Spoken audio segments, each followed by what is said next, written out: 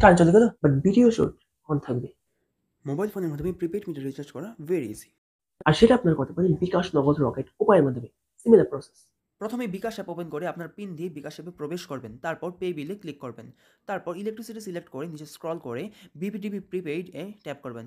তারপর এখানে আপনার মিটার নাম্বার এবং আপনার কন্ট্যাক্ট নাম্বার দিবেন। রিমেম্বার আপনারই কন্ট্যাক্ট নাম্বার। আপনি যদি ভাড়া বাসায়ও থাকেন তাহলে আপনার কন্ট্যাক্ট নাম্বার দেবেন, কারণ সেই নাম্বারে একটি এসএমএস যাবে। আর এই হলো মিটার নাম্বার। এটা আপনার সেম সেম ওখানে লিখবেন এবং তারপর আপনার কন্ট্যাক্ট নাম্বার লিখে নেক্সট করবেন, তারপর অ্যামাউন্ট সিলেক্ট করবেন এবং নেক্সট করবেন, তারপর আবার নেক্সট করবেন।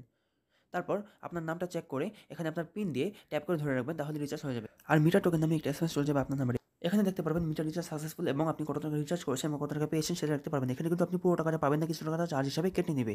আচ্ছা, ওপরে দেখতে পারবেন মিটার টোকেন দেওয়া আছে, এটা একটি 20 ডিজিটের কোড।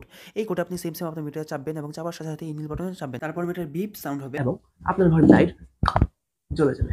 ও এই হলো কিছু ইম্পর্টেন্ট কোডস।